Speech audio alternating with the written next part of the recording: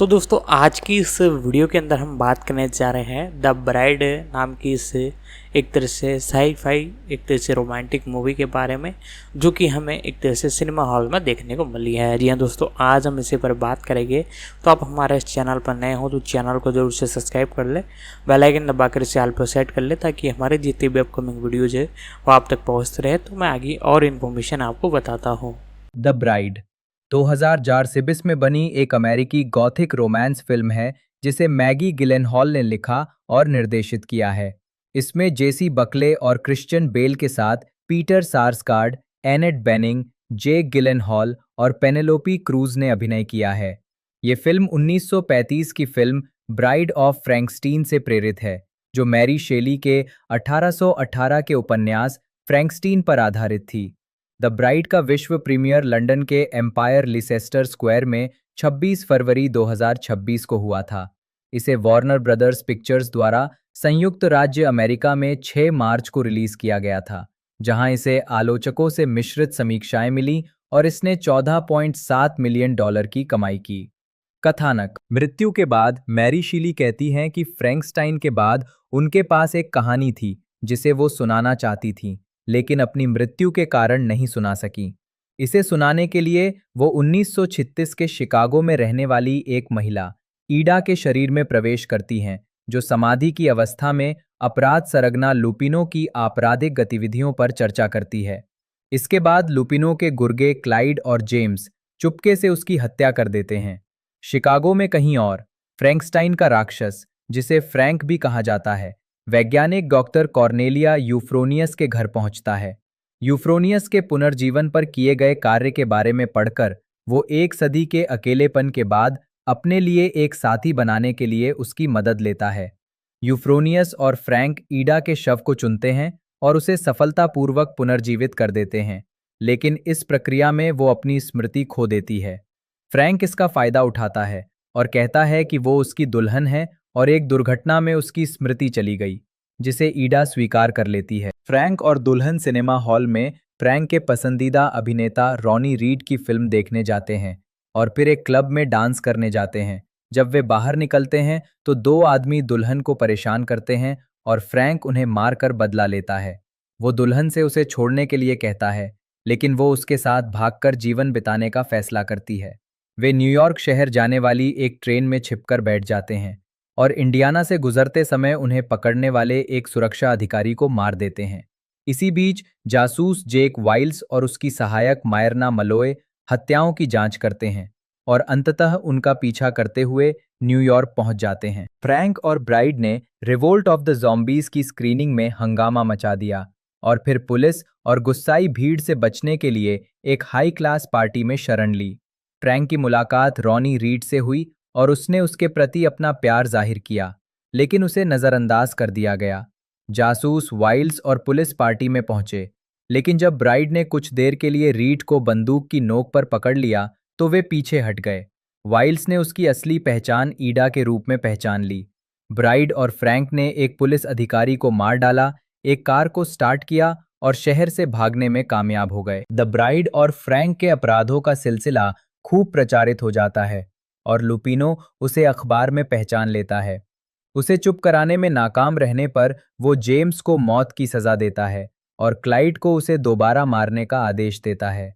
इसी बीच मैलॉय को रीड की फिल्मों की पृष्ठभूमि वाले शहरों में इस जोड़े की हत्याओं देखे जाने की खबरों के बीच संबंध का पता चलता है। इससे प्रेरित होकर मैलॉय और वाइल्स नियाग्रा फॉल्स जाते हैं, जहां उन्हें ये जोड़ा ठीक उसी समय मिलता है जब फ्रैंक द ब्राइड से शादी का प्रस्ताव रखता है। वाइल्स द ब्राइड का सामना करता है और उसे उसकी असली पहचान ईडा बताता है। जवाब में वो उसे घायल कर देती है। जब फ्रैंक और द ब्राइड भाग रहे होते हैं तो फ्रैंक स्वीकार करता है कि उसने शुरुआत में उसके साथ विश्वासघात किया था और बताता है कि मरने से पहले वो वास्तव में उसे नहीं जानता था और वो उसे माफ कर देती है। वाइल्स ने मैलॉय को बताया कि वो और ईडा लुपिनो को खत्म करने की योजना बना रहे थे और अपनी निष्क्रियता के कारण ईडा की मृत्यु पर खेद व्यक्त किया। उसने सेवानिवृत्त होने का फैसला किया और मैलॉय को अपना उत्तराधिकारी नियुक्त किया। मैलॉय ने फ्रैंक और दुल्हन का पीछा करते हुए इलिनोइस के एक ड्राइव इन थिएटर तक पहुंचा।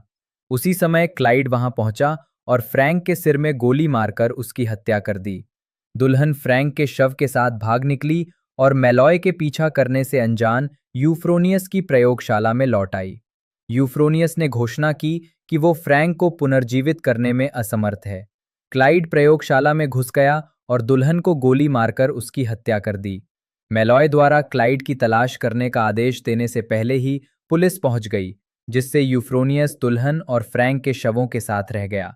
ऐसा प्रतीत होता है कि शेली की आत्मा से प्रेरित होकर यूफ्रोनियस ने दंपत्ति को पुनर्जीवित करने का फैसला किया। बाहर पुलिस ने दुल्हन और फ्रैंक की हत्या के आरोप में क्लाइड को गिरफ्तार कर लिया। मेलॉय ने प्रयोगशाला से तेज रोशनी चमकती देखी। अंदर पुनर्जीवित शवों ने एक दूसरे का हाथ पकड़ रखा था। फिल्म के क्रेडिट्स के दौरान लुपिनो को वाइल्स और उन महिला दंगाइयों द्वारा पकड़ लिया जाता है जो ब्राइट के भाषणों से प्रेरित थीं। ढालना जेसी बकले ने ईडा द ब्राइट का किरदार निभाया है, जो एक ऐसी महिला है जिसे मृत्यु के मुंह से वापस लाया गया है। बकले ने मैरी शीली का किरदार भी निभाया है, जो फ्रैंकस्टीन की लेखिका की आत्मा है। क्रिश्चियन बेल ने डॉक्टर फ्रैंकस्टीन द्वारा बनाए गए राक्षस फ्रैंक की भूमिका निभाई है। पीटर सार्सगार्ड ने जेक वाइल्स का किरदार निभाया है, जो एक पुलिस जासूस है और फ्रैंक और दुल्हन की जांच करता है। एनेट बेनिंग ने डॉक्टर कॉर्नेलिया यूफ्रोनियस की भूमिका निभाई है, जो फ्रैंक की सहायता करने वाली एक वैज्ञानिक हैं। जेक गिलेनहॉल ने रॉनी रीड की भूमिका निभाई है, जो फ्रैंक द्वारा आदर्श माने जाने वाले एक लोकप्रिय हॉलीवुड अभिनेता हैं। पेनेलोप क्रूज जेक की सहायक मायरना मलॉय के रूप में जॉन मैगारो ने क्लाइड की भूमिका निभाई है, जो लुपिनो का सहयोगी है। मैथ्यू माहिर ने जेम्स की भूमिका निभाई है, जो लुपिनो का सहयोगी है। ज़्लात्को बुरिक लुपिनो के रूप में एक क्राइम बॉस ग्रेटा यूफ्रोनियस की नौकरानी के रूप में जेनी बर्लिन। जूलियन हॉफ ने आइरिस जिंक्स का किरदार निभाया है, जो हॉलीवुड अभिनेत्री हैं और रीड की फिल्मों में सह कलाकार हैं। लुई कैंसलमी ने ऑफिसर गुडमैन का किरदार निभाया है, जो एक पुलिस अधिकारी है और फ्रैंक और दुल्हन से उसकी मुलाकात होती है। स्वीडिश संगीतकार फीवर रे फिल्म में एक कैमियो भूमिका निभाते हैं, साउंड ट्रैक से संगीत प्रस्तुत करते हैं। उत्पादन विकास। अगस्त 2023 में प्रोडक्शन वीकली के साप्ताहिक अंक में नेटफ्लिक्स द्वारा 1935 की film the bride of Frankenstein के आगामी रीमेक की खबर छपी, जिसे मैगी गिलेनहॉल ने लिखा और निर्देशित किया है, और जिसमें पेनेलोपी क्रूज, क्रिश्चियन बेल और पीटर सार्सगार्ड गिलेनहॉल के पति ने अभिनय किया है। पूर्व उत्पादन। मैगी गिलेनहॉल 2017 में जर्मनी के बर्लिन में आयोजित 67वें बर्लिनाले में द ब्राइड मैगी गिलेनहॉल द्वारा लिखित और निर्देशित दूसरी फीचर फिल्म है। जनवरी 2024 में ये घोषणा की गई कि वार्नर ब्रदर्स पिक्चर्स फिल्म का निर्माण कर रही है और एनेट बेनिंग इसके कलाकारों में शामिल हो गई हैं, जिनमें जेसी बकले, जिन्होंने 2021 में गिलेनहॉल की पहली feature film the lost daughter में अभिनय किया था, को बेल, क्रूज और सार्सगार्ड के साथ फिल्म की स्टार के रूप में शामिल किया गया है। डेडलाइन हॉलीवुड के अनुसार बेल और बकले हड़तालों से काफी पहले इस परियोजना पर विचार कर रहे थे। मार्च 2024 में जूलियन हॉफ ने अभिनय करने के लिए फिल्म में जगह बनाई और जॉन मैगारो और जेनी बर्लिन अगले महीने शामिल हुए। जून में मैगी के भाई जेक गिलेनहॉल ने खुलासा किया कि वो भी अभिनय करेंगे। अगस्त 2024 में द वॉल स्ट्रीट जर्नल ने रिपोर्ट किया कि Warner brothers motion picture unit के सह अध्यक्ष और सीईओ माइकल डी लूका और पामेला एब्डी, जिनकी हॉलीवुड में प्रतिभाओं को लुभाने और खर्च करने की इकिलिक्स द्वारा परियोजना छोड़ने के बाद खर्च उठाने के लिए कदम बढ़ाया, जिसमें गिलेनहॉल की न्यूयॉर्क में फिल्म करने की इच्छा और नेटफ्लिक्स द्वारा न्यू जर्सी को सस्ता बताकर फिल्म बनाने पर जोर देने को लेकर असहमति शामिल थी, और ये भी बताया कि निर्माण और विपणन सहित फिल्म की लागत संभवतः $100 मिलियन से अधिक होगी। गिलेनहॉल ने डी लूका और एब्डी द्वारा उन्हें दी गई रचनात्मक स्वतंत्रता पर जोर दिया। फिल्माने मुख्य फोटोग्राफी 4 मार्च 2024 को न्यूयॉर्क शहर में शुरू होने वाली थी। छायाकार लॉरेंस शेर ने फिल्म को पूरी तरह से आईमैक्स प्रमाणित डिजिटल कैमरों से शूट किया, जो गिलेनहॉल के साथ उनका पहला सहयोग था। जनवरी 2025 में डेडलाइन ने फिल्म का बजट $80 मिलियन बताया, जो नेटफ्लिक्स पर रहने पर लगने वाले $100 मिलियन से कम था। डाक उत्पादन पोस्ट प्रोडक्शन के दौरान संपादन का काम डायलॉन टिचेनॉर ने पूरा किया। संगीत इल्डुर गुआनाडोटिर ने तैयार किया था, जिन्होंने पहले घोषित जॉनी ग्रीनवुड की जगह ली थी। स्वीडिश संगीतकार फीवर रे ने घोषणा की कि वे साउंडट्रैक के लिए 2 गाने तैयार करेंगे और फिल्म में एक भूमिका निभाएंगे। गिलेनहॉल ने नकारात्मक परीक्षण स्क्रीनिंग के जवाब में फिल्म से कुछ हिंसक दृश्यों को हटा दिया, जिनमें यौन हिंसा के दृश्य भी शामिल थे। एक विशेष दृश्य जिसे हटा दिया गया था, उसमें फ्रैंकस्टीन दुल्हन की गर्दन से काली उल्टी चाट रहा था। मुक्त करना द ब्राइड का विश्व प्रीमियर 26 फरवरी 2026 को लंदन के एम्पायर लिसेस्टर स्क्वायर में हुआ। इसे सबसे पहले फ्रांस और दक्षिण कोरिया में 4 मार्च 2026 को और संयुक्त राज्य अमेरिका में 6 मार्च 2026 को आईमैक्स में रिलीज किया गया।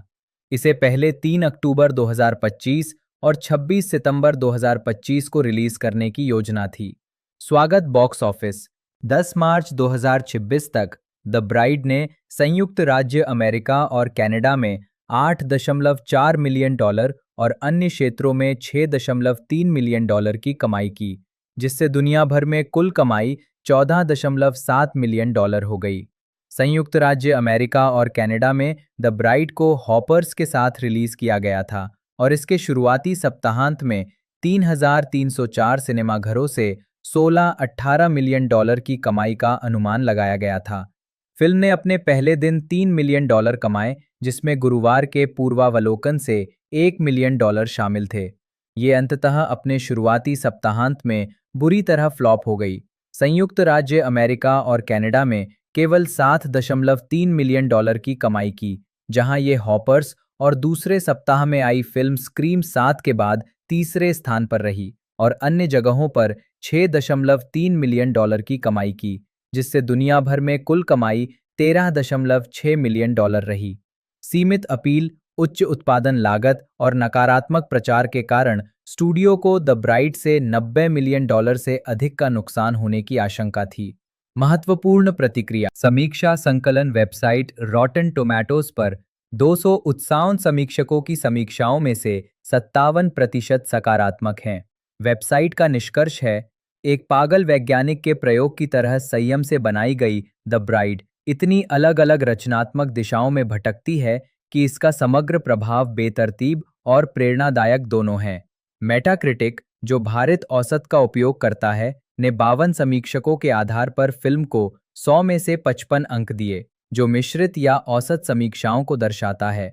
सिनेमा स्कोर द्वारा किए गए सर्वेक्षण में दर्शकों ने फिल्म को A+ से F के पैमाने पर औसतन C+ ग्रेड दिया। द गार्जियन के समीक्षक पीटर ब्रैडशॉ ने 5 में से 4 सितारे दिए और कहा, जेसी बकले घुंघराले बालों वाली, जबान वाली राक्षसी पत्नी के रूप में बिजली की तरह दमदार हैं।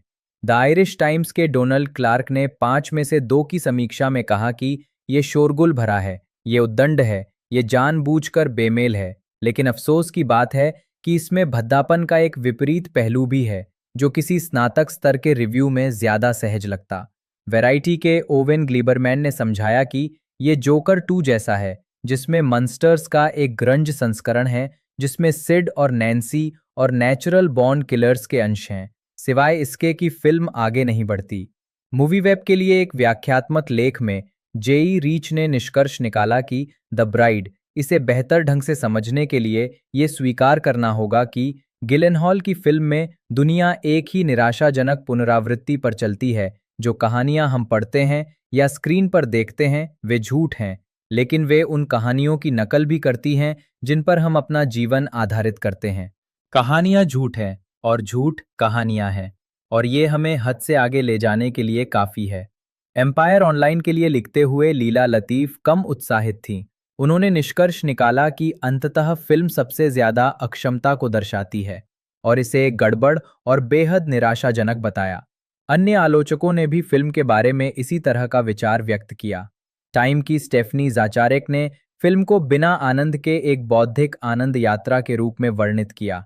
द न्यूयॉर्कर के रिचर्ड ब्रॉडी ने कहा कि फिल्म बेमेल टुकड़ों को एक साथ सिलकर और सुसंगतता से अधिक जानबूझकर जीवंत करने के रूप में प्रस्तुत की गई है। वैरायटी की रेबेका रूबिन ने कहा, शायद इसके पीछे कोई कारण था कि कलाकार बहुत ज्यादा प्रचार नहीं करना चाहते थे। वैरायटी, डेडलाइन और हॉलीवुड रिपोर्टर सभी ने फिल्म को बॉक्स ऑफिस पर फ्लॉप घोषित कर दिया। वैरायटी और डेडलाइन ने तो फिल्म के थिएटर में चलने के दौरान ही इस बात पर लेख समर्पित कर दिए कि फिल्म क्यों फ्लॉप हुई। फ्रैंकस्टीन या द मॉडर्न प्रोमीथियस एक 1818 का गॉथिक उपन्यास है जिसे अंग्रेजी लेखिका मैरी शीली ने लिखा है। फ्रैंकस्टीन विक्टर फ्रैंकस्टीन की कहानी है, जो एक युवा वैज्ञानिक है और एक अपरंपरागत वैज्ञानिक प्रयोग में शरीर के विभिन्न अंगों से एक बुद्धिमान प्राणी का निर्माण करता है। शीली ने 18 वर्ष की आयु में बाथ में रहते हुए कहानी लिखना शुरू किया था और इसका पहला संस्करण 1 जनवरी 1818 को लंदन में गुमनाम रूप से प्रकाशित हुआ था, जब वो 20 वर्ष की थीं। उनका नाम पहली बार दूसरे संस्करण में दिखाई दिया, जो 1821 में पेरिस में प्रकाशित हुआ था।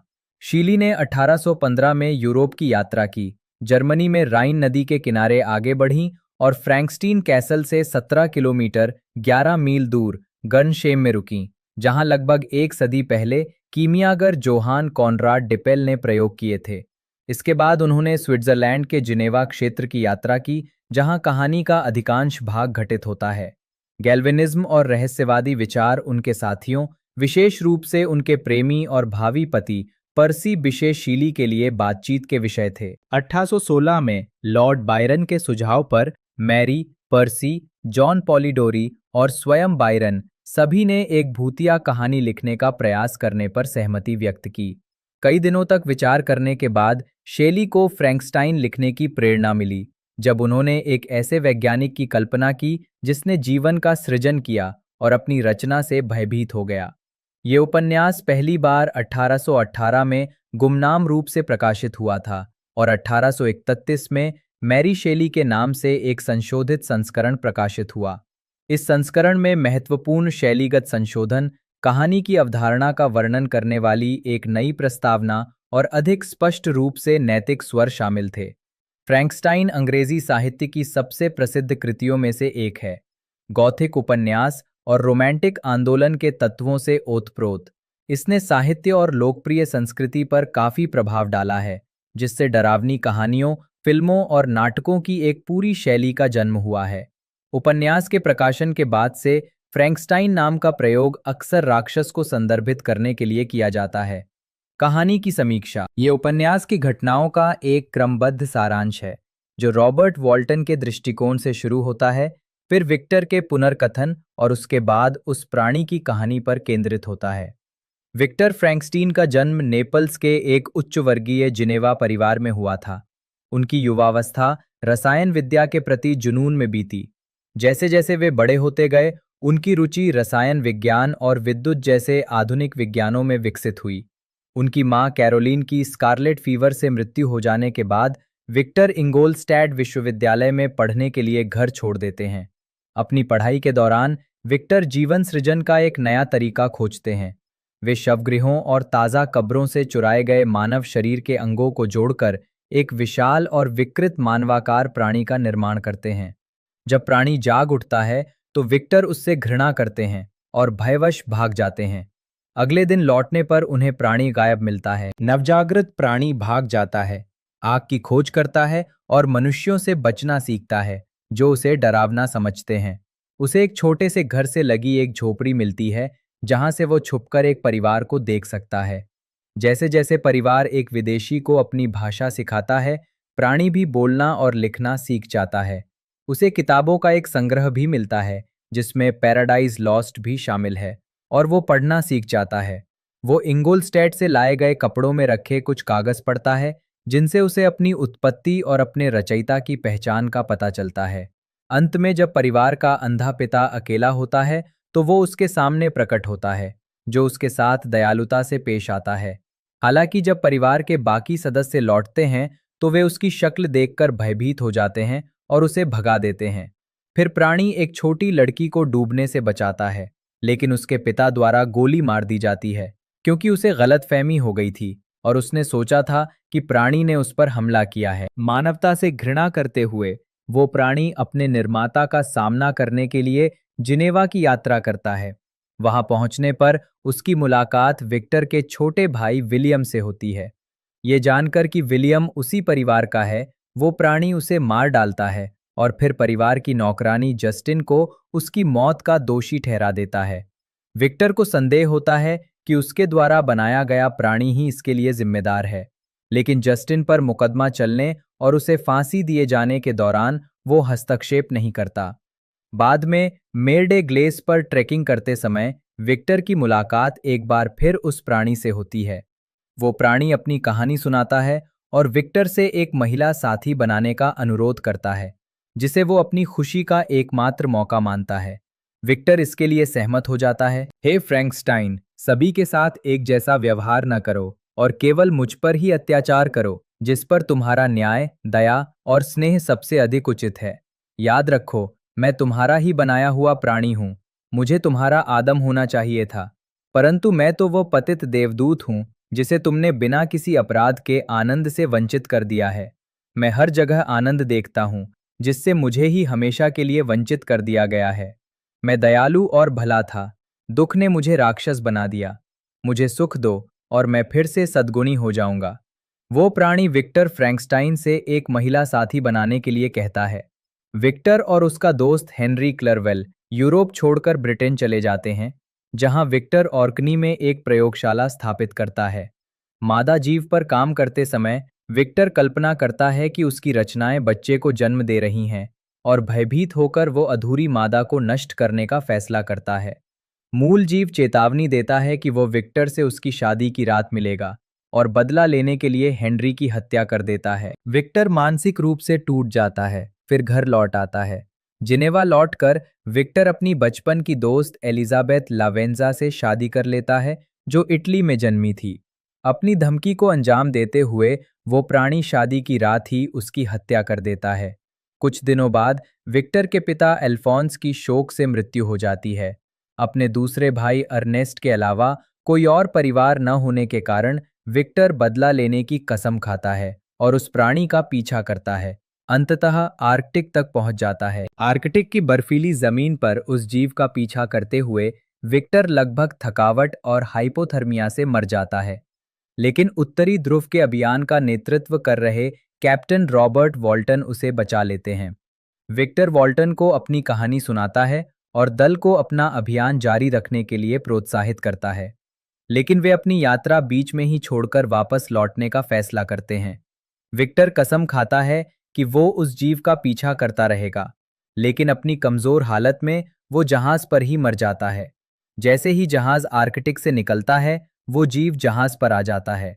वो विक्टर की मौत पर शोक मनाता है, वॉल्टन को बताता है कि वो खुद को चिता पर जलाना चाहता है और चला जाता है।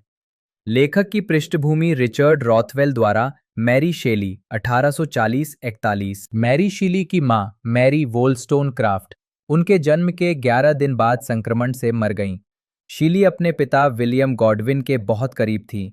गॉडविन ने एक नर्स को काम पर रखा, जिसने कुछ समय के लिए उनकी और उनकी सौतेली बहन की देखभाल की, इससे पहले कि उन्होंने अपनी दूसरी पत्नी मैरी जेन क्लेयरमॉन्ट से शादी की, जिन्हें शीली और उनके पिता के बीच का घनिष्ठ संबंध पसंद नहीं था। इस तनाव के कारण गॉडविन अपने अन्य बच्चों को अधिक महत्व देने लगे। शेली के पिता उस समय के एक प्रसिद्ध लेखक थे और उनकी शिक्षा उनके लिए बहुत महत्वपूर्ण थी, भले ही वो औपचारिक न हो। शेली अपने पिता के मित्रों, लेखकों और राजनीतिक रूप से महत्वपूर्ण व्यक्तियों से घिरी हुई पली बढ़ीं, जो अक्सर पारिवारिक घर में एकत्रित होते थे। इसने कम उम्र में ही उनकी लेखन प्रतिभा को प्रेरित किया। 16 वर्ष की आयु में मैरी की मुलाकात पर्सी विशेष शेली, जो बाद में उनके पति बने, से हुई, जब वे उनके पिता से मिलने आए थे। गॉडविन अपनी बेटी और एक बड़े विवाहित व्यक्ति के बीच के रिश्ते को नापसंद करते थे, इसलिए वे अपनी सौतेली बहन क्लेयर क्लेयरमॉन्ट के साथ फ्रांस भाग गए। 22 फरवरी 1815 को शेली ने समय से पहले अपने पहले बच्चे क्लारा को जन्म दिया, जिसकी 2 सप्ताह बाद मृत्यु हो गई। 1816 की गर्मियों में मैरी, पर्सी और क्लेयर के प्रेमी लॉर्ड बायरन से मिलने जिनेवा गए। खराब मौसम, जो सर्दियों जैसा था, के कारण बायरन और आगंतुकों को घर के अंदर ही रहना पड़ा। बायरन ने सुझाव दिया कि वह मैरी, पर्सी और बायरन के चिकित्सक जॉन पॉलिडोरी सभी एक भूतिया कहानी लिखने का प्रयास करें। मैरी 20 वर्ष की थीं जब उनका उपन्यास फ्रैंकस्टीन प्रकाशित हुआ। साहित्यिक प्रभाव। शेली के लेखन पर उनके माता-पिता का गहरा प्रभाव था। उनके पिता 1793 में प्रकाशित पुस्तक एनक्वायरी कंसर्निंग पॉलिटिकल जस्टिस के लिए प्रसिद्ध थे और उनकी माता 1792 में लिखे निबंध a vindication of the rights of woman के लिए। उनके पिता के उपन्यासों ने फ्रैंकेनस्टाइन के लेखन को भी प्रभावित किया। इन उपन्यासों में थिंग्स एज दे आर और the adventures of Caleb Williams 1754, Saint Leon और फ्लीटवुड शामिल थे। ये सभी पुस्तकें स्विट्जरलैंड में लिखी गई थीं, जो फ्रैंकेनस्टाइन की पृष्ठभूमि के समान है। शेली के उपन्यास में दिखाई देने वाले सामाजिक स्नेह और जीवन के नवीनीकरण जैसे कुछ प्रमुख विषय उनकी इन रचनाओं से प्रेरित हैं। फ्रैंकेनस्टाइन में अन्य साहित्यिक प्रभावों में मैडम डी जेनलिस द्वारा लिखित पिग्मेलियन एट गैलाटी और ओविड शामिल हैं, जिनमें समाज की समस्याओं को उजागर करने के लिए व्यक्तियों का उपयोग किया गया है। ओविड ने पुस्तक के उपशीर्षक में प्रोमेथियस के उपयोग को भी प्रेरित किया है। इस उपन्यास में जॉन मिल्टन की पैराडाइज लॉस्ट और सैमुअल टेलर कॉलराइज की the rime of the ancient mariner का प्रभाव स्पष्ट रूप से दिखाई देता है। The Frankenstein of the French revolution में लेखिका जूलिया डाउथवेट का मानना है कि शेली ने फ्रैंकस्टीन के चरित्र के लिए कुछ विचार संभवतः हम्फ्री डेवी की पुस्तक एलिमेंट्स ऑफ केमिकल फिलॉसफी से लिए थे, जिसमें उन्होंने लिखा था कि मार्गारेट रूथ गिलेनहॉल सार्सगार्ड, स्वीडिश, जन्म 16 नवंबर 1977, एक अमेरिकी अभिनेत्री और फिल्म निर्माता हैं। उन्हें कई पुरस्कार प्राप्त हुए हैं, जिनमें गोल्डन ग्लोब पुरस्कार, 2 अकादमी पुरस्कार और 2 ब्रिटिश अकादमी फिल्म पुरस्कारों के लिए नामांकन शामिल हैं। गिलेनहॉल परिवार की सदस्य वो फिल्म निर्माता स्टीफन गिलेनहॉल और नाओमी एट्स की बेटी और अभिनेता जेक गिलेनहॉल की बहन हैं। उन्होंने किशोरावस्था में ही अपने पिता की कई फिल्मों में छोटी भूमिकाओं से अपने करियर की शुरुआत की और अपने भाई के साथ थ्रिलर फिल्म डॉनी डार्को 2001 में दिखाई दी। इसके बाद उन्होंने adaptation confessions of a dangerous mind दोनों 2002 और मोनालिसा स्माइल 2003 में अभिनय किया। गिलेनहॉल को ड्रामा फिल्म सेक्रेटरी 2002 और शेरी बेबी 2006 में मुख्य भूमिकाओं के लिए प्रशंसा मिली, जिनमें से प्रत्येक के लिए उन्हें गोल्डन ग्लोब पुरस्कार नामांकन प्राप्त हुआ। Thriller film world Trade centre 2006 में उन्हें व्यावसायिक सफलता मिली और super hero film the dark night 2008 में राहेल डॉवेस की भूमिका निभाने के लिए उन्हें व्यापक पहचान मिली। क्रेजी हार्ट 2009 में एक अकेली मां के रूप में अपने अभिनय के लिए उन्हें सर्वश्रेष्ठ सहायक अभिनेत्री के अकादमी पुरस्कार के लिए नामांकित किया गया था। इसके बाद उन्होंने Naini McAfee and the big bang 2010, hysteria 2011, won't back down 2012, white house down 2013, Frank 2014 और द किंडरगार्टन टीचर 2018 जैसी फिल्मों में अभिनय किया। उन्होंने कई टेलीविजन श्रृंखलाओं में भी काम किया है, जिनमें बीबीसी की राजनीतिक thriller mini series the honourable women 2014 शामिल है, जिसके लिए उन्हें सर्वश्रेष्ठ अभिनेत्री का गोल्डन ग्लोब पुरस्कार और प्राइम टाइम एमी पुरस्कार के लिए नामांकन मिला। उन्होंने HBO की पीरियड ड्रामा श्रृंखला द ड्यूज 2017-2019 का निर्माण और उसमें अभिनय भी किया। गिलेनहॉल ने मनोवैज्ञानिक drama film the lost daughter 2021 से लेखन और निर्देशन के क्षेत्र में पदार्पण किया, जिसके लिए उन्हें सर्वश्रेष्ठ रूपांतरित पटकथा के लिए अकादमी पुरस्कार के लिए नामांकित किया गया और उन्होंने वेनिस फिल्म महोत्सव में सर्वश्रेष्ठ पटकथा का पुरस्कार जीता।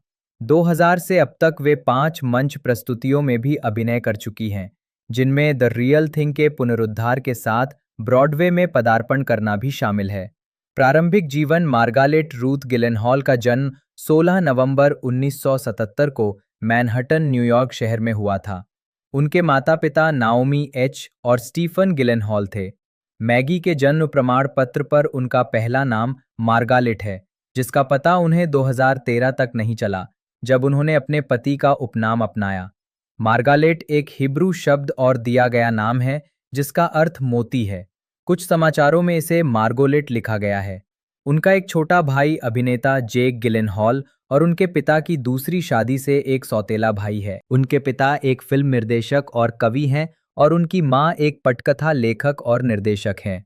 उनके पिता कुलीन गिलेनहाल परिवार के सदस्य स्वीडिश और अंग्रेजी मूल के हैं और उनका पालन पोषण स्वीडनबोर्गियन धर्म में हुआ था। उनके अंतिम मूल स्वीडिश पूर्वज उनके परदादा एंडर्स लियोनार्ड गिलेनहाल थे, जो लियोनार्ड गिलेनहाल के वंशज थे, जो एक प्रमुख स्वीडनबोर्गियन थे जिन्होंने स्वीडनबोर्ग के लेखन के मुद्रण और प्रसार का समर्थन किया था। उनकी माँ का जन्म न्यूयॉर्क शहर में हुआ था, ब्रुकलिन में पली बड़ी, और वो यहूदी हैं जो रूस और पोलैंड से आकर बसे अश्केनाजी यहूदी परिवारों से आती हैं।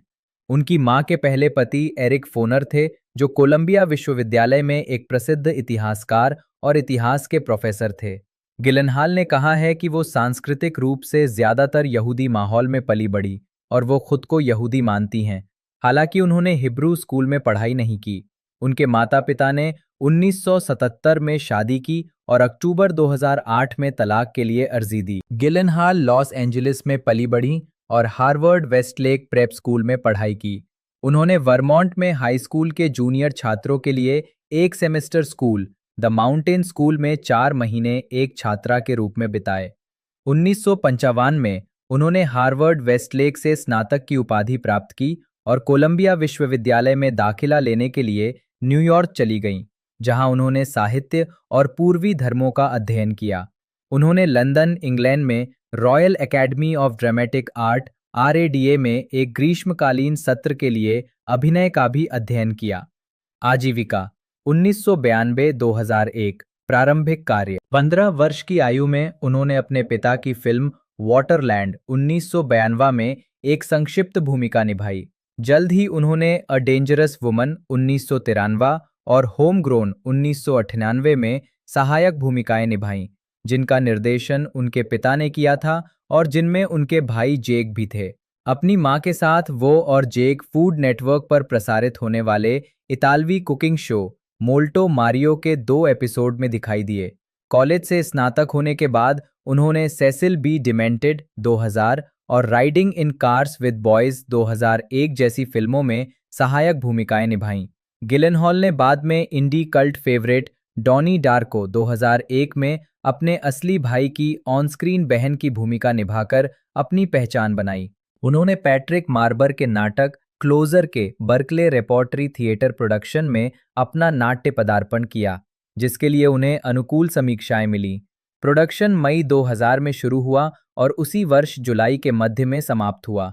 गिलेनहॉल ने कई अन्य नाटकों में भी अभिनय किया है, जिनमें the Tempest, Antony and Cleopatra, the butterfly project और नो एग्जिट शामिल हैं। 2002-2005 फिल्म जगत में सफलता। गिलेनहॉल की ब्रेकआउट भूमिका ब्लैक कॉमेडी फिल्म सेक्रेटरी 2002 में थी, जो 2 लोगों के बीच आपसी संतुष्टिदायक BDSM जीवन शैली की कहानी है। न्यूयॉर्क टाइम्स के आलोचक स्टीफन होल्डन ने टिप्पणी की, ली की भूमिका, जिसे मैगी गिलेनहॉल ने संयमित हास्यपूर्ण कोमलता और मिठास से जीवंत किया है, उन्हें एक स्टार बना देगी।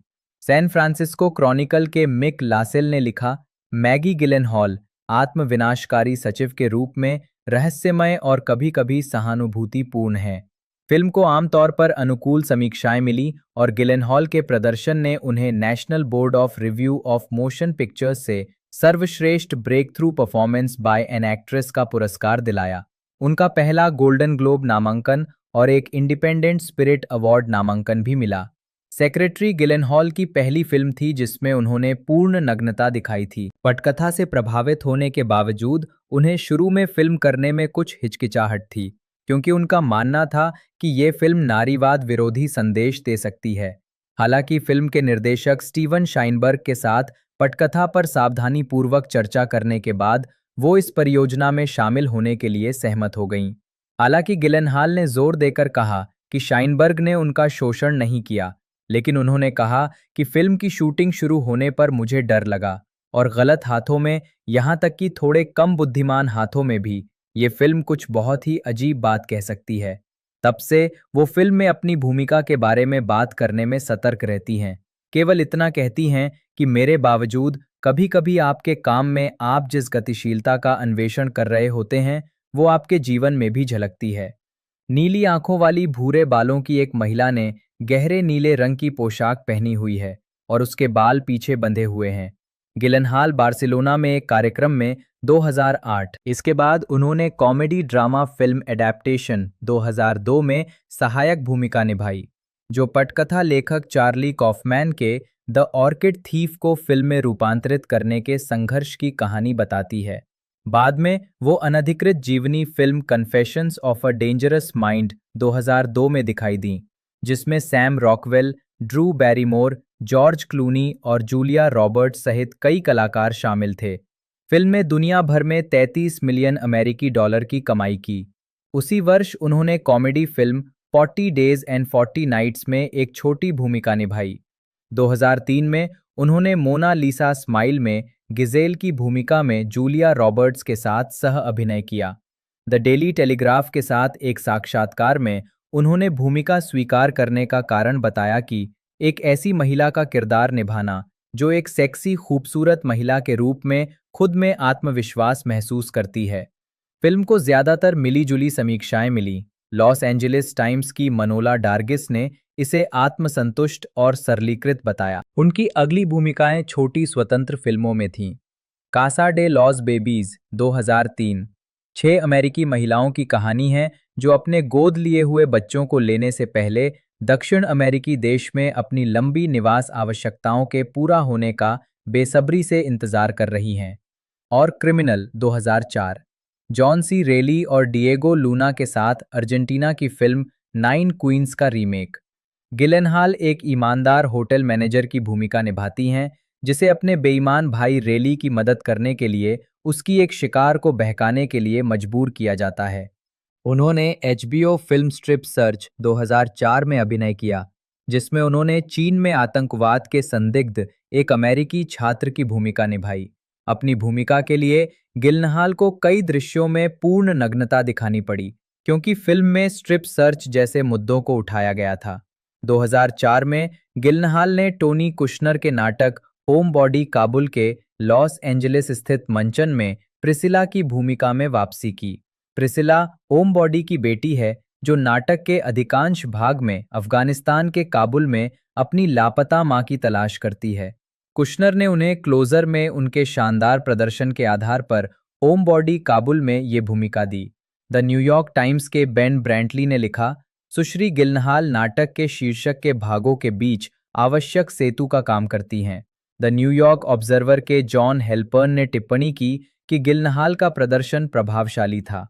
अंततः 2004 में गिलनहाल को academy of motion picture arts and sciences में शामिल होने के लिए आमंत्रित किया गया। एक सेक्स सिंबल के रूप में देखी जाने वाली उन्हें 2004 और 2005 में मैक्सिम पत्रिका द्वारा हॉट 100 लिस्ट में स्थान दिया गया था। गिलेनहॉल की अगली फिल्म भूमिका 2005 की कॉमेडी ड्रामा हैप्पी एंडिंग्स में थी, जिसमें उन्होंने एक साहसी गायिका की भूमिका निभाई जो एक युवा समलैंगिक संगीतकार जेसन रिटर और उसके अमीर पिता टॉम अर्नोल्ड को बहकाती है। उन्होंने फिल्म के साउंड ट्रैक के लिए गाने रिकॉर्ड किए। इस भूमिका को अब तक का सबसे कठिन, सबसे डरावना अभिनय बताते हुए कहा कि वो अभिनय की तुलना में स्क्रीन पर गाते समय अधिक स्वाभाविक लगती हैं। एंटरटेनमेंट वीकली की लीसा श्वार्ज़बाम ने गिलेनहॉल के प्रदर्शन को उतना ही अद्भुत, स्वाभाविक रूप से सुस्त सेक्सी बताया जितना कि उनका किरदार कृत्रिम है। 2006-2009 हास्य नाटक, नाटक और रंगमंच। हैप्पी एंडिंग्स के बाद गिलेनहॉल 2006 में रिलीज हुई 5 फिल्मों में नजर आईं। Trust the Man, Stranger than Fiction, Monster House, World Trade Center और Sherrybaby. Julianne Moore, David Duchovny और बिली क्रूडप अभिनीत फिल्म ट्रस्ट द मैन में उन्होंने एलन का किरदार निभाया, जो क्रूडप के किरदार टोबी के साथ 7 साल से डेटिंग कर रही है और अब उसे लगने लगा है कि उसके लिए घर बसाने और परिवार शुरू करने का समय आ गया है। ये फिल्म समीक्षकों और आर्थिक रूप से असफल रही। प्रीमियर के एथन ऑल्टर ने महसूस किया कि गिलेनहॉल और डुचोवनी का अभिनय कहीं अधिक सहज था और उन्होंने निष्कर्ष निकाला, शायद इसलिए कि उन्होंने ये किरदार पहले भी कई बार निभाए हैं। स्ट्रेंजर दैन फिक्शन में गिलेनहॉल ने विल फेरेल द्वारा निभाए गए हैरोल्ड क्रिक के किरदार में उनकी प्रेमिका की भूमिका निभाई। फिल्म में उनके अभिनय को खूब सराहा गया। फॉक्स न्यूज़ के माइक स्ट्राका ने लिखा, गिलेनहॉल किसी भी फिल्म में पहले कभी इतनी सेक्सी नहीं दिखीं और फेरेल के साथ उनकी केमिस्ट्री उन्हें और भी ए लिस्ट फिल्मों की ओर ले जाएगी, जिससे उनके इंडी डार्लिंग वाले दिन निश्चित रूप से पीछे छूट जाएंगे। उन्होंने animated horror film monster house में एलिजाबेथ जी को आवाज़ दी। गिलेनहॉल ने ऑलिवर स्टोन की फिल्म वर्ल्ड ट्रेड सेंटर में पोर्ट अथॉरिटी अधिकारी विल जिमेनो की पत्नी एलिसन जिमेनो की भूमिका निभाई, जो न्यूयॉर्क शहर में 11 सितंबर के हमलों पर आधारित थी। उन्होंने इसे उन फिल्मों में से एक माना जिन्हें बनाने में उन्हें सबसे ज्यादा आनंद आया। फिल्म को खूब सराहा गया और ये अंतर्राष्ट्रीय स्तर पर सफल रही, जिसने दुनिया भर में 162 मिलियन अमेरिकी डॉलर कमाए। शेरी बेबी में गिलेनहॉल ने एक युवा ड्रग एडिक्ट चोर की भूमिका निभाई, जो जेल से निकलने के बाद अपनी बेटी से सुलह करने के लिए अपने जीवन को पटरी पर लाने की कोशिश करती है। फिल्म के प्रचार के दौरान उन्होंने अपने किरदार के बारे में कहा, मुझे लगता है कि वो इतनी दयनीय स्थिति में है कि उसके पास केवल कुछ भोली भाली लेकिन प्रबल आशाएं ही बची हैं, और जब मैं ये किरदार निभा रही थी तो मैं हर चीज में, यहाँ तक कि इन बेहद निराशाजनक परिस्थितियों में भी खुशी और उम्मीद तलाश रही थी, और इसलिए मुझे असल में फिल्म खत्म होने के बाद ही दर्द महसूस हुआ। फिल्म में उनके अभिनय की खूब सराहना हुई। एसोसिएटेड प्रेस के डेविड जर्मेन ने लिखा, गिलेनहॉल ने उनके किरदार को इतनी गहराई और खूबसूरती से निभाया है कि शेरी अपने सबसे अंधेरे और कमजोर पलों में भी सहानुभूति जगाती है। और वैरायटी पत्रिका के डेनिस हार्वे ने उनके अभिनय को स्वाभाविक बताया। अपने प्रदर्शन के लिए गिलेनहॉल को दूसरा गोल्डन ग्लोब सर्वश्रेष्ठ अभिनेत्री नामांकन मिला और उन्होंने 2006 स्टॉकहोम अंतर्राष्ट्रीय फिल्म महोत्सव में सर्वश्रेष्ठ अभिनेत्री श्रेणी का पुरस्कार जीता। भूरे बालों वाली एक महिला कैमरे से दूर देख रही है। उसके बाल पीछे बंधे हुए हैं और उसने सोने की बालियां और पीले, लाल और नीले रंग के पैटर्न वाली कंधे रहित, आस्तीन रहित काली पोशाक पहनी हुई है। गिलेनहॉल 14 जुलाई 2008 को न्यूयॉर्क शहर में फिल्म द डार्क नाइट के प्रीमियर पर वो बैटमैन बिगिंस 2005 की अगली कड़ी द डार्क नाइट 2008 में दिखाई दी, जिसमें उन्होंने सहायक जिला अटॉर्नी राहेल डॉवेस के रूप में केटी होम्स की जगह ली। गिलेनहॉल ने स्वीकार किया कि उनका किरदार कुछ हद तक संकट में फंसी महिला का था, लेकिन उन्होंने कहा कि निर्देशक क्रिस्टोफर नोलन ने उनके किरदार को सशक्त बनाने के तरीके खोजे, इसलिए राहेल को इस बात की पूरी समझ है कि उसके लिए क्या महत्वपूर्ण है और वो अपने नैतिक मूल्यों से समझौता करने को तैयार नहीं है, जो उनके द्वारा पहले निभाए गए कई संघर्षरत किरदारों से एक अच्छा बदलाव था। द डार्क नाइट समीक्षकों और व्यावसायिक रूप से सफल रही और इसने उत्तरी अमेरिका में पहले सप्ताहांत में बॉक्स ऑफिस का नया रिकॉर्ड बनाया। दुनिया भर में $1 बिलियन के राजस्व के साथ ये अब तक की चौथी सबसे अधिक कमाई करने वाली फिल्म बन गई और आज तक गिलेनहॉल की सबसे व्यावसायिक रूप से सफल फिल्म बनी हुई है। सेलॉन पत्रिका में फिल्म की समीक्षा करते हुए स्टेफनी ज़ाचारेक ने गिलेनहॉल के किरदार को स्टैनविक शैली के बायस कट काउन में एक सख्त महिला कहा और कहा कि जब वो स्क्रीन पर होती हैं तो फिल्म अधिक समझदार और लचीली लगती है। IGN फिल्म समीक्षक टॉड गिलक्रिस्ट ने लिखा, गिलेनहॉल राहेल डॉवेस के किरदार में वास्तविक गहराई और ऊर्जा जोड़ती हैं। फिल्म के अलावा गिलेनहॉल ने न्यूयॉर्क शहर में क्लासिक स्टेज कंपनी के 2009 के of Broadway production Anton Chekhov के अंकल वान्या में येलेना एंड्रीवीना की भूमिका निभाई। कलाकारों में उनके पति पीटर सार्सगार्ड भी शामिल थे। ऑस्टिन पेंडल्टन द्वारा निर्देशित इस प्रोडक्शन का पूर्वावलोकन 17 जनवरी को शुरू हुआ और इसका सीमित प्रदर्शन 1 मार्च को समाप्त हुआ। न्यूयॉर्क डेली न्यूज़ के जो डिजेमियानोविच उनके प्रदर्शन से उत्साहित नहीं थे। उन्होंने लिखा, गिलेनहॉल जो फिल्म शेरी बेबी में एक ड्रग एडिक्ट के रूप में इतनी दमदार थीं, येलेना की भूमिका धीमी गति से चलती हैं और एक रस बनावटी मुस्कान के साथ निभाती हैं, जिससे ऐसा लगता है जैसे वो शेरी के नशे के ढेर में रही हों। हालांकि हार्टफोर्ड कुरेंट के मैल्कम जॉनसन ने उनकी प्रशंसा करते हुए कहा कि वो इस किरदार में अंततः निखरती हैं। गिलेनहॉल ने comedy film Away We Go 2009 में अभिनय करने के लिए सहमति दी, जिसमें उन्होंने एक बोहेमियन कॉलेज प्रोफेसर की भूमिका निभाई जो जॉन क्रासिंस्की के किरदार की पुरानी दोस्त है। फिल्म को मिली-जुली समीक्षाएं मिली।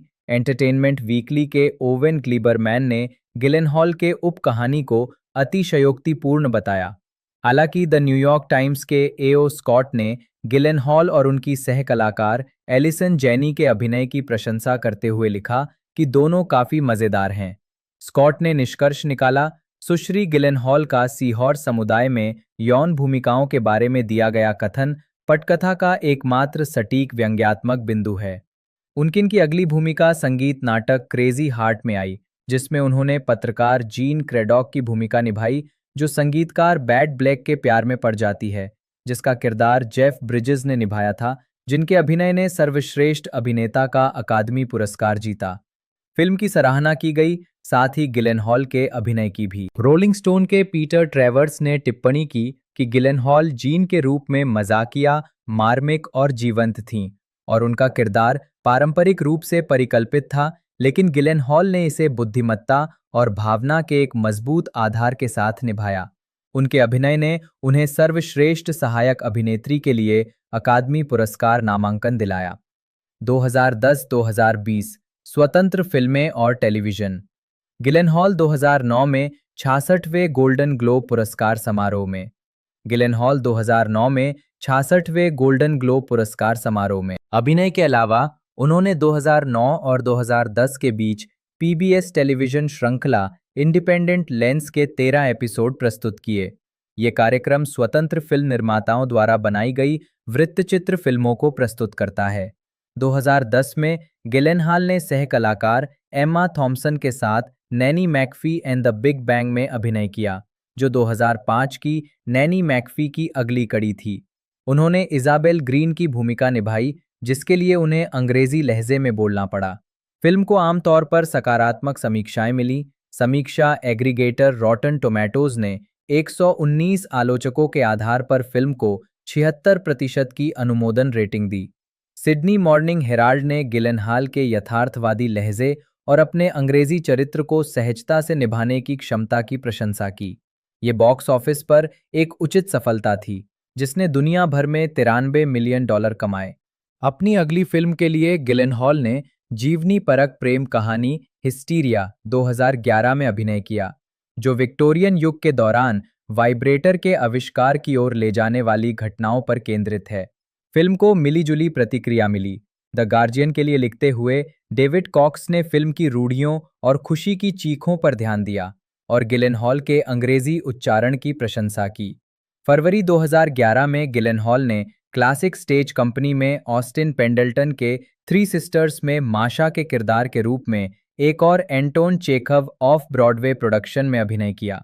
ये नाटक प्रोजोरोव बहनों गिलेनहॉल, जेसिका हेस्ट और जूलियट रायलेंस पर केंद्रित था, जो प्यार में बदकिस्मत, प्रांतों में दुखी और मॉस्को लौटने की लालसा रखती हैं, जैसा कि ब्लूमबर्ग के जेरेमी जेरार्ड ने संक्षेप में बताया है। प्रोडक्शन ने 12 जनवरी को पूर्वावलोकन प्रदर्शन शुरू किया, जो 6 मार्च तक सीमित प्रदर्शन के साथ जारी रहा। 2012 में उन्होंने drama film won't back down में मां जैमी फिट्जपैट्रिक की भूमिका निभाई, जो एक असफल स्कूल को अपने नियंत्रण में लेने वाले अभिभावकों के एक समूह के बारे में थी। इसके बाद वो action thriller film white house down 2013 में चैनिंग टैटम और जेमी फॉक्स के साथ एक सीक्रेट सर्विस एजेंट के रूप में दिखाई दी। फिल्म को मिलीजुली समीक्षाएं मिलीं और बॉक्स ऑफिस पर ये उम्मीद के मुताबिक प्रदर्शन नहीं कर पाईं। 1 साल बाद उन्होंने म्यूजिकल कॉमेडी फिल्म फ्रैंक में अभिनय किया, जो एक ऐसे व्यक्ति के बारे में थी जो विचित्र संगीतकारों के एक समूह के साथ एक अजीब बैंड में शामिल हो जाता है। गिलेनहॉल, जिन्होंने एक संगीतकार की भूमिका भी निभाई, ने कहा कि उन्होंने शुरू में इस भूमिका को ठुकरा दिया था क्योंकि वो इसे समझ नहीं पाई थीं। हालांकि कहानी उनके मन में बस गई और उन्होंने अपना मन बदल लिया। फिल्म का प्रीमियर 2014 के सनडांस फिल्म फेस्टिवल में हुआ और इसे काफी सराहना मिली। स्लैंट पत्रिका के समीक्षक ने कहा कि गिलेनहॉल की निष्क्रिय और प्रभावशाली स्क्रीन उपस्थिति है। उसी वर्ष उन्होंने मैथ्यू बार्नी और जॉनथन बेपलर की रिवर ऑफ फंडामेंट में हैथफर्टिटी की भूमिका निभाई, जो नॉर्मन मेलर के 1983 के उपन्यास एंशिएंट इवनिंग्स पर आधारित थी। गिलेनहॉल ने बीबीसी के राजनीतिक जासूसी thriller television mini series the honourable woman में ब्रिटिश इजरायली व्यवसायी उत्तराधिकारी बैरोनेस नेसा स्टीन की मुख्य भूमिका निभाई। इस श्रृंखला को खूब सराहा गया। केविन फॉलन ने डेली बीस्ट में लिखा, गिलेनहॉल ने इस मिनी सीरीज में अपने करियर का शायद सबसे दमदार, जटिल और बेहतरीन प्रदर्शन दिया है। टाइम पत्रिका ने श्रृंखला की गति, विषय वस्तु और परिवेश की प्रशंसा की और गिलेनहॉल के अभिनय को उल्लेखनीय बताया। 72वें गोल्डन ग्लोब पुरस्कारों में उन्होंने अपने अभिनय के लिए मिनी सीरीज या टेलीविजन फिल्म में सर्वश्रेष्ठ अभिनेत्री का पुरस्कार जीता। द ऑनरेबल वुमन को द गार्जियन के आलोचकों द्वारा 2014 के 30 सर्वश्रेष्ठ टेलीविजन शो की सूची में शामिल किया गया था। 2016 में गिलेनहॉल ने लियो टॉल्स्टॉय के उपन्यास अन्ना कैरेनिना का वर्णन किया। ये अमेज़न के ऑडिबल स्टोर पर बिक्री के लिए उपलब्ध था। एक साक्षात्कार में गिलेनहॉल ने कहा, इसे बनाना, इसे करना, मुझे लगता है कि ये मेरे कामकाजी जीवन की प्रमुख उपलब्धियों में से एक है। फरवरी 2017 में उन्होंने 2017 बर्लिन फिल्म महोत्सव के लिए जूरी सदस्य के रूप में कार्य किया। 2018 में फिल्म में वापसी करते हुए गिलेनहॉल ने द किंडरगार्टन टीचर में अभिनय किया, एक ड्रामा जिसमें उनका किरदार एक छात्र के प्रति जुनूनी हो जाता है जिसे वो एक विलक्षण प्रतिभा मानती है। फिल्म का प्रीमियर 2018 सनडांस फिल्म महोत्सव में हुआ और इसे नेटफ्लिक्स के माध्यम से वितरित किया गया। ये 2014 की इसी नाम की इजरायली फिल्म का रीमेक है। फिल्म को मुख्य रूप से लोकप्रिय समीक्षाएं मिली। डेली टेलीग्राफ के समीक्षक ने फिल्म को 5 में से 4 सितारे दिए और गिलेनहॉल को इस भूमिका के लिए उपयुक्त माना। उन्होंने लिखा, एक अभिनेत्री के रूप में उनकी गंभीर तीव्रता, थकान को सहने की क्षमता और थोड़ा सा अहंकारी रवैया यहाँ प्रमुख खूबियां हैं। हालांकि वैरायटी पत्रिका के डेनिस हार्वे ने उनके अभिनय की प्रशंसा की, लेकिन उनका मानना था कि फिल्म में मनोवैज्ञानिक अंतर्दृष्टि की कमी है। उन्होंने HBO drama series the Deuce में निर्माता के रूप में काम किया और अभिनय भी किया, जो 2017 से 2019 तक प्रसारित हुई। गिलेनहॉल ने एलीन कैंडी मेरेल की भूमिका निभाई, जो पॉर्न के स्वर्ण युग के दौरान एक सेक्स वर्कर थी। द ड्यूज ने उन्हें सर्वश्रेष्ठ अभिनेत्री के लिए गोल्डन ग्लोब नामांकन दिलाया। 2021 वर्तमान फिल्म निर्माण 2022 में गिलेनहॉल ने मनोवैज्ञानिक drama film the lost daughter से निर्देशन के क्षेत्र में पदार्पण किया, जिसका निर्माण उन्होंने स्वयं किया था और जो एलेना फेरेंटे की एक लघु उपन्यास पर आधारित थी। फिल्म को समीक्षकों द्वारा खूब सराहा गया और इसका प्रीमियर 78वें वेनिस अंतर्राष्ट्रीय फिल्म महोत्सव में हुआ, जहां गिलेनहॉल ने सर्वश्रेष्ठ पटकथा का पुरस्कार जीता। इसे सर्वश्रेष्ठ फीचर फिल्म और ब्रेक थ्रू निर्देशक सहित 4 पुरस्कार मिले। साथ ही 2021 के गौथम पुरस्कारों में एक और नामांकन भी प्राप्त हुआ। 79वें गोल्डन ग्लोब पुरस्कारों में गिलेनहॉल को सर्वश्रेष्ठ निर्देशक के लिए नामांकन मिला। इसके बाद उन्हें 75वें ब्रिटिश अकादमी फिल्म पुरस्कारों में सर्वश्रेष्ठ रूपांतरित पटकथा के लिए नामांकन मिला और 94वें अकादमी पुरस्कारों में सर्वश्रेष्ठ रूपांतरित पटकथा के लिए अपने करियर का दूसरा अकादमी पुरस्कार नामांकन भी मिला। तो दोस्तों, इसे 26 फरवरी 2026 को रिलीज किया गया लिमिटेड लोगों के लिए। उसके बाद इसे आगे तकरीबन 6 मार्च 2026 को अभी रिलीज़ किया गया और लोगों द्वारा इसे ठीक ठाक पसंद किया गया। बाकी बॉक्स ऑफिस कलेक्शन के बारे में बात करें तो ज़्यादा कुछ खास नहीं है। पहले मैं आपको बजट बता देता हूँ। बजट इसका 85 मिलियन तकरीबन बजट था, जिसके अंदर इसने अब तक जो रिकवरी की है वो 14.7 मिलियन की है, यानी बहुत कम कलेक्शन है। अपने बजट से लगभग मूवी ने 25 से 30% भी कमाई नहीं की है, तो इस हिसाब से देखा जाए तो ये एवरेज मूवी है। और बाकी मैंने सारी कुछ इन्फॉर्मेशन बता दी है। बाकी कुछ जगह पर अभी ये लग रही है, बाकी देखते क्या कुछ रहता है। बाकी OTT पर जब भी ये आएगी तो उसकी सारी कुछ इन्फॉर्मेशन आपको हमारे इसी चैनल पर देखने को मिलेगी। तो चैनल को जरूर से सब्सक्राइब कर लीजिएगा ताकि हमारी अपडेट आप तक पहुँच रहे हैं। तो मिलते हैं दोस्तों अगले वीडियो में।